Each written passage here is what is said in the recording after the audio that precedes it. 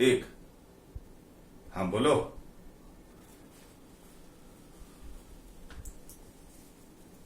अगर किसी पार्टिकल पर एक इलेक्ट्रॉन का डेफिशिएंसी या एक्सेस होगा तो उस कंडीशन में वन इलेक्ट्रॉन पर जो चार्ज होता है that charge is not 1 coulomb. That charge is equal to 1.6 into 10 to the power minus 19 coulomb. इस पार्टिकल पर +1 कूलम चार्ज है तो डेफिशिएंसी ऑफ इलेक्ट्रॉन्स तो होगा, एंड जो डेफिशिएंसी ऑफ इलेक्ट्रॉन्स अगर निकालना है तो Q इक्वल टू सीधे सीधे Ne, और यहां पर आप बोल सकते हैं कि N is equal to Q by E and this is 1/E, और वैल्यू को अगर रखें तो N तो ठीक है 1.6 10 to the power माइनस 19, और इसका वैल्यू अगर लिखें तो 6.25 इंटू 10 to the power 18, और बहुत सारे लोग ये आंसर दिए हैं, लेकिन बहुत सारे लोग ये भी बोले हैं कि अगर 1 कूलम चार्ज है तो नंबर ऑफ इलेक्ट्रॉन्स का डेफिशिएंसी 1 इलेक्ट्रॉन होगा।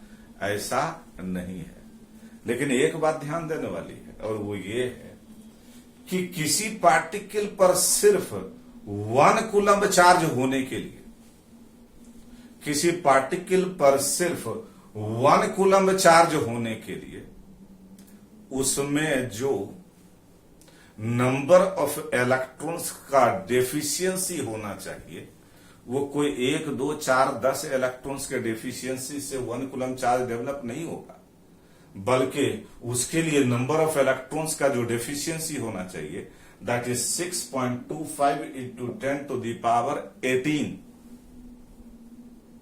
10 to the power 18। तो नेचुरल है कि ये जो कूलम्ब यूनिट है, चार्ज का जो यूनिट कूलम्ब है, ये बहुत बड़ा यूनिट है। ऐसे बोल देना भाई आसान नहीं है कि मान लो कि इस 2 हाथ को हम इस ढंग से रब किए तो इस पर 10 कूलम चार्ज हो गया, इस पर -10 कूलम चार्ज हो गया। ये इतना आसान नहीं है, क्योंकि 10 कूलम चार्ज होने के लिए जो नंबर ऑफ इलेक्ट्रॉन्स का एक हाथ से दूसरे में ट्रांसफर होना चाहिए that number of electrons is 6.25 into 10 to the power 19। अरे आसान है, 1 कूलम के लिए इतना, तो 10 कूलम के लिए 10 से मल्टीप्लाई कर दीजिए, है ना। अब इसी में मान लीजिए कि एक क्वेश्चन और अगर कहता है कि अगर हम कहते हैं कि मान लीजिए कि एक पार्टिकल है और इस पार्टिकल पर जो चार्ज है this is 3.2 into 10 to the power minus 6 coulomb, तो बताइए कि इस पार्टिकल में कितना इलेक्ट्रॉन्स का डेफिशिएंसी है। वेरी सिंपल, सीधे सीधे हम क्या लिखेंगे, Q is equal to Ne, इसलिए N equal to Q by E, 3.2 into 10 to the power minus 6, 1.6 10 to the power minus 19, इसलिए ये N का वैल्यू हो जाएगा 2 इंटू 10 to the power 13। इतना इलेक्ट्रॉन्स का डेफिशिएंसी होना चाहिए।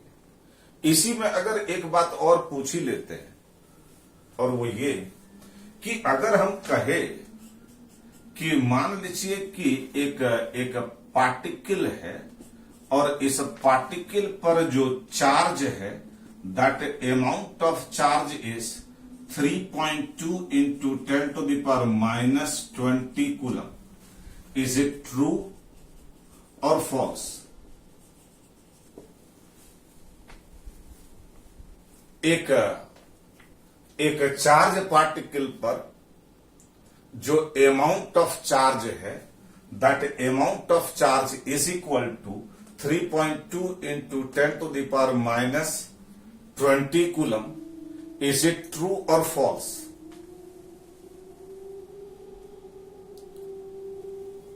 सही बोल रहे हैं आयुष, ट्रू भी बोल रहे हैं अश्वनी, फॉल्स बोल रहे हैं पार्थ, क्या बोल रहे थे टी, कुशाग्र, चिराग, कनक, ज्यादातर लोग सही बोल रहे हैं। लेकिन एक चीज आप देखिए कि अगर हम यहां पर ये चीज निकालना चाहें कि किसी पार्टिकल पर, किसी चार्ज पार्टिकल पर अगर इतना अमाउंट ऑफ चार्ज है तो उस पार्टिकल में कितना डेफिशिएंसी ऑफ इलेक्ट्रॉन्स है, तो सीधा सीधा हो जाएगा Q is equal to NE, so N equal to Q by E, 3.2 into 10 to the power minus 20 by 1.6 10 to the power minus 19, and this is 1 by 5। मतलब क्या हुआ कि किसी पार्टिकल पर इतना चार्ज डेवलप होने के लिए क्या करना पड़ेगा, एक इलेक्ट्रॉन को ढूंढ के पकड़िए, उसको 5 भाग में डिवाइड कीजिए, और इलेक्ट्रॉन कोई मूंगफली नहीं है कि फोड़ा तोड़ा, कुछ खाया और कुछ फेंक दिया। इलेक्ट्रॉन को ब्रेक नहीं किया जा सकता है, और चूंकि इलेक्ट्रॉन को हम ब्रेक नहीं कर सकते, इसलिए किसी पार्टिकल में जो डेफिशिएंसी ऑफ इलेक्ट्रॉन है वो 1/5 ऑफ द इलेक्ट्रॉन नहीं हो सकता, या हाफ ऑफ द इलेक्ट्रॉन का डेफिशिएंसी नहीं हो सकता, 3/4 इलेक्ट्रॉन का डेफिशिएंसी नहीं हो सकता। जब भी इलेक्ट्रॉन का डेफिशिएंसी या एक्सेस होगा वो हमेशा इंटीग्रल मल्टीपल होगा, या तो एक इलेक्ट्रॉन बॉडी से निकल जाए, 2 निकल जाए, 10 निकल जाए, 100 निकल जाए, 1000 निकल जाए, लेकिन 10.5 इलेक्ट्रॉन से निकलने वाला नहीं है भाई, 1.5 इलेक्ट्रॉन से निकलने वाला नहीं है, क्योंकि हम किसी इलेक्ट्रॉन को ब्रेक नहीं कर सकते। इससे एक कंक्लूडिंग बात जो अपने दिमाग में हमको सेट रखना है, और वो ये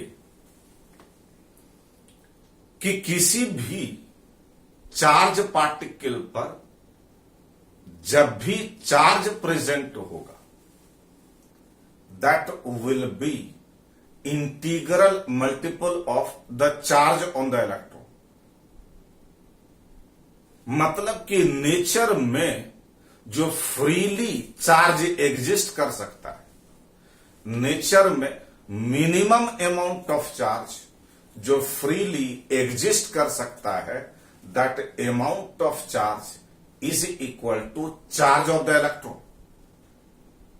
ध्यान दीजिए, फ्रीली एग्जिस्ट करने की बात कर रहे हैं, आप क्वार्क और ये सब का बात सोच नहीं सकते, क्योंकि क्वार्क नेचर में फ्रीली एग्जिस्ट नहीं करता है, या अदर आप जो भी सोचते हैं। जो minimum amount of charge nature में फ्रीली एग्जिस्ट कर सकता है, that minimum amount of charge is equal to the charge on electron. उससे कम अमाउंट ऑफ चार्ज नेचर में, ध्यान दीजिए, फ्रीली एग्जिस्ट नहीं कर सकता। ये बात अलग है कि पुराना थ्योरी कहता है कि जो प्रोटॉन है वो ढेर सारे क्वार्क से मिल करके बना है, तो क्वार्क नेचर में फ्रीली एग्जिस्ट नहीं करता है। ऐसा नहीं कि एक क्वार्क को पकड़े, दूसरे को पकड़े, तीसरे को पकड़े और तीनों को मिला दिए तो प्रोटॉन बन गया। ये पॉसिबल नहीं है, क्योंकि क्वार्क नेचर में फ्रीली एग्जिस्ट नहीं कर सकता। जो minimum amount of charge nature में फ्रीली एग्जिस्ट कर सकता है, बिल्कुल सही बात है, that is equal to the charge on electron. Am I clear to all of you? Okay,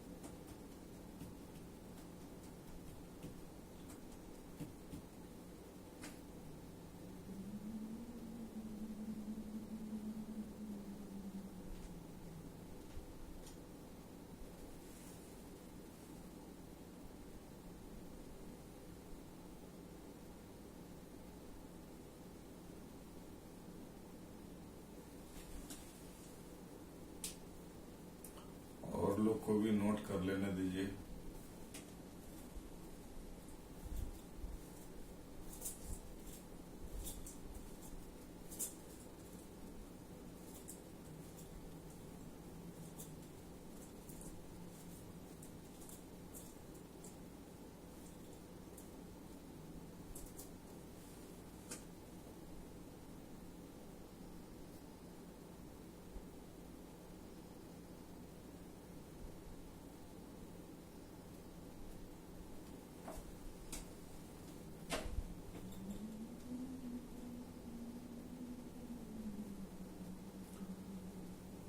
हो गया,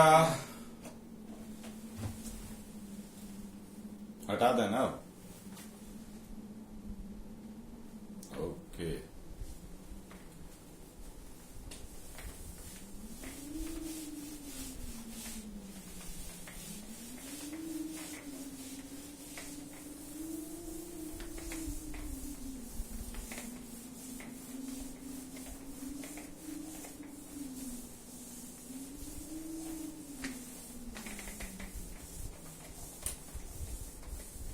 अब हम बात करते हैं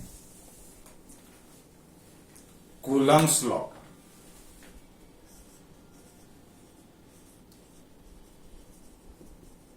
कूलम्स लॉ का बात करते हैं। ऑब्वियस है कि कूलम्ब एक साइंटिस्ट का नाम है,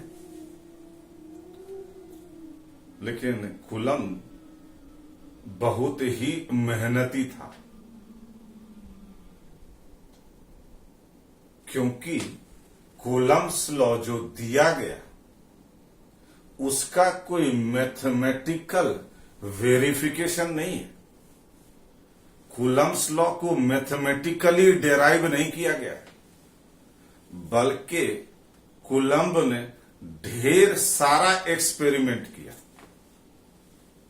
एक पार्टिकल को लिया, उसको रब किया, उस पर चार्ज डेवलप हुआ, कितना चार्ज इस पर डेवलप हुआ, उस चीज को मेजर किया, उसका पता लगाया, उसके बाद दूसरे चार्ज को भी रब करके उस पर चार्ज डेवलप किया, उस पर कितना चार्ज हुआ वो पता किया, उस दोनों को कुछ सेपरेशन पर रखा, तो एक दूसरे पर कितना फोर्स लगा रहा है, दूसरे पहले पर कितना फोर्स लगा है, उसको कैलकुलेट किया, फिर चार्ज इसका बदला, फिर फोर्स देखा, फिर इसका चार्ज बदला, फिर फोर्स देखा, और इस ढंग से ढेर सारा एक्सपेरिमेंट किया। और जो भी एक्सपेरिमेंट से रिजल्ट आया, उस रिजल्ट को उसने ऑब्जर्व किया, उस रिजल्ट का एनालिसिस किया कि किसी भी दो चार्ज पार्टिकल के बीच लगने वाला फोर्स आखिर कैसे वेरी करता है। और वो जो एक्सपेरिमेंटल डेटा था, उस डेटा के आधार पर किसी दो चार्ज पार्टिकल के बीच लगने वाले फोर्स को मैथमेटिकल फॉर्म में कन्वर्ट किया, जिसको कि हम कूलम्स लॉ के नाम से जानते हैं। अब अगर हम इसमें बात करें, पहला बात तो कह सकते हैं कि according to this law, according to Coulomb's law, कहिए कूलम्स लॉ, पहला बात क्या बोल सकते हैं, the force of interaction, the force of interaction between two charge particle, between two charge particles is directly proportional to the product of the magnitudes of the two charges। इसका मतलब ये हुआ कि एक चार्ज मान लीजिए हम यहां पर Q1 का देते हैं, एक दूसरा चार्ज को हम Q2 का देते हैं, तो 1 2 पर फोर्स लगाएगा, टू 1 पर फोर्स लगाएगा और इस फोर्स को अगर हम F कहें तो इस दोनों चार्ज पार्टिकल्स के बीच लगने वाला जो फोर्स है that is equal to the product of the magnitudes of the two charges, या इसी बात को हम बोल सकते हैं it is proportional to the magnitude of the product of the two charges. मतलब ध्यान देने वाली बात है और वो ये है कि एक चार्ज पार्टिकल जो दूसरे पर फोर्स लगाएगा, एक चार्ज पार्टिकल जो दूसरे पर फोर्स लगाएगा, वो फोर्स कितना होगा वो किसी इंडिविजुअल चार्ज पर डिपेंड नहीं करता। किसी भी दो चार्ज पार्टिकल के बीच लगने, ये इस पॉइंट पर मिस्टेक हो जाता है जब हम लोग आगे क्वेश्चन करते हैं तो गलती कर देते हैं, इसलिए इस बात को ध्यान रखिएगा। किसी भी दो चार्ज पार्टिकल के बीच लगने वाला फोर्स किसी इंडिविजुअल चार्ज पर डिपेंड नहीं करता। किस पर डिपेंड करता है? दोनों चार्जेस के प्रोडक्ट पर डिपेंड करता है। अगर प्रोडक्ट ज्यादा है तो फोर्स भी ज्यादा होगा, अगर प्रोडक्ट कम है तो फोर्स भी कम होगा, प्रोडक्ट मैक्सिमम है तो फोर्स मैक्सिमम होगा।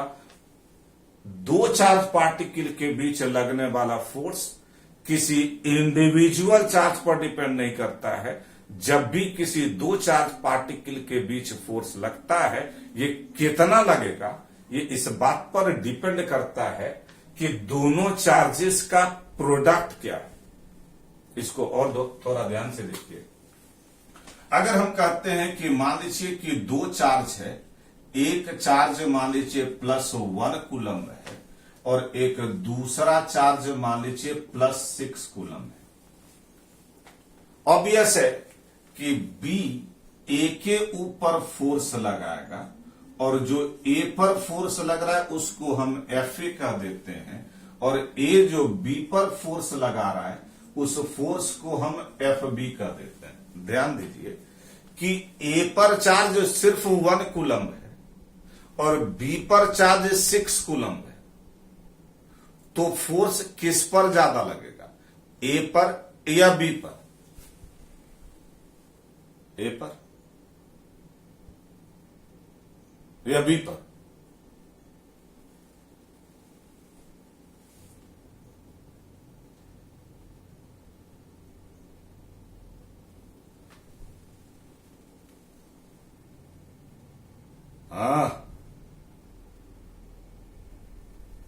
ए पर चार्ज +1 कूलम्ब है, बी पर चार्ज +6 कूलम्ब है। बी का चार्ज ज्यादा है, ए का चार्ज कम है।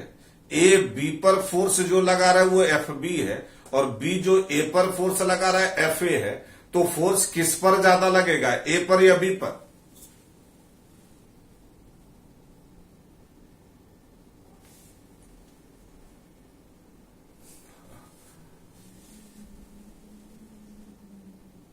भैया रिपल्सन तो होगा ही, उसमें कोई डाउट नहीं है, क्योंकि सिमिलर चार्जेस रिपेल करता है। अभी अभी हम जो बात बोले और अभी अभी आपने गलती किया। हम क्या बोले अभी? कि किसी भी दो चार्ज पार्टिकल्स के बीच लगने वाला फोर्स किसी इंडिविजुअल चार्ज पर डिपेंड नहीं करता है। किसी भी दो चार्ज पार्टिकल के बीच लगने वाला फोर्स किसी इंडिविजुअल चार्ज पर डिपेंड नहीं करता है। किस पर डिपेंड करता है? दोनों चार्जेस के प्रोडक्ट पर। तो भैया ए और बी के लिए प्रोडक्ट क्या हो गया, 1 × 6।